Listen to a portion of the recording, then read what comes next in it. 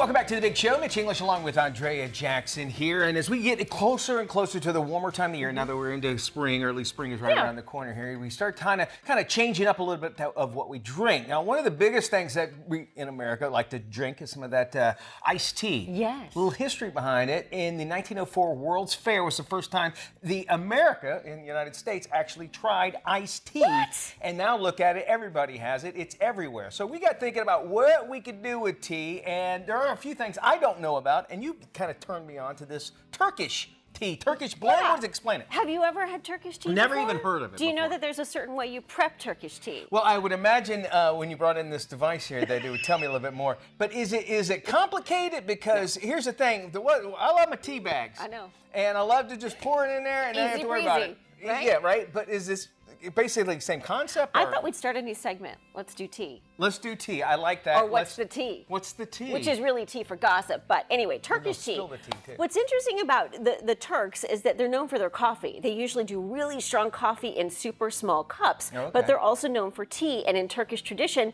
anytime you come to someone's house, they pour you a cup of tea. And you're supposed to, if you don't drink it all, you at least have to sip it. It's bad manners if you don't. Okay, that so the makes key to Turkish tea, how you make it, it has to be done on a double pot, right? Okay. So what you do is you fill this pot with hot water. It boils. Once it's boiled, you put a teaspoon of tea, 2 teaspoons of tea per person, loose leaf tea. This is specific Turkish tea.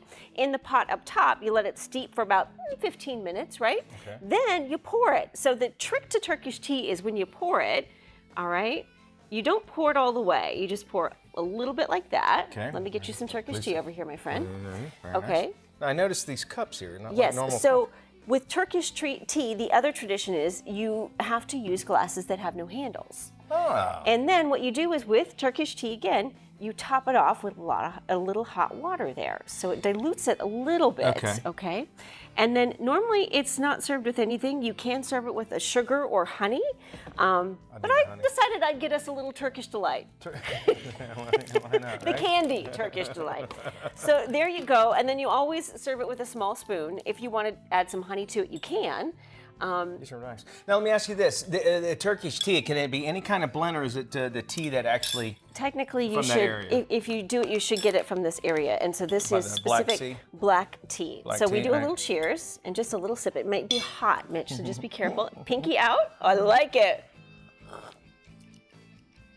It's very tea-licious. Very tea-licious, right? Very cool. When you're done with the tea Yeah. in Turkish tradition, you put the spoon on top of your glass. So Yeah. they say no mas. It's basically Yes. saying you're done with it all. And if you don't do that, it's considered rude. Just to let you know. Well, yeah. see, and that would be my luck. I would go to a Right? Turkish person's house and I just let leave. Yeah. But it also, if you're offered it, you should. You mentioned. you Yes, should at least if you're sip on it. offered the tea, you must accept it, and you must at least take a sip of it, because it's rude if you refuse to have your tea. All right, so very good. Once again, we'll cheers again. Really cool about this. And now, keep in mind, you have this really cool setup here. But imagine you could just get a regular pot, and then you know how like where they make. Easy breezy, yeah. You don't have to actually have this set up here. that Yeah, you have. and what you make can the- do is they have a lot of these double pots, pots. and all you do is, if you don't have this fancy setup, you take your double pot and you just put it on the stovetop.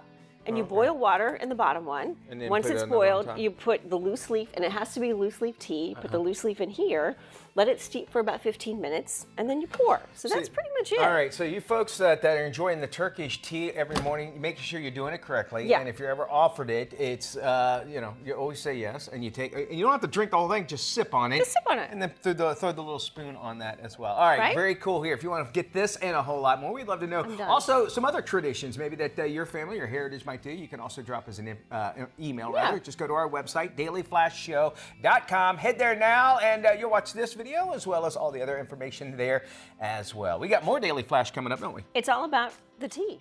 It's all about the tea, and we're going to do it.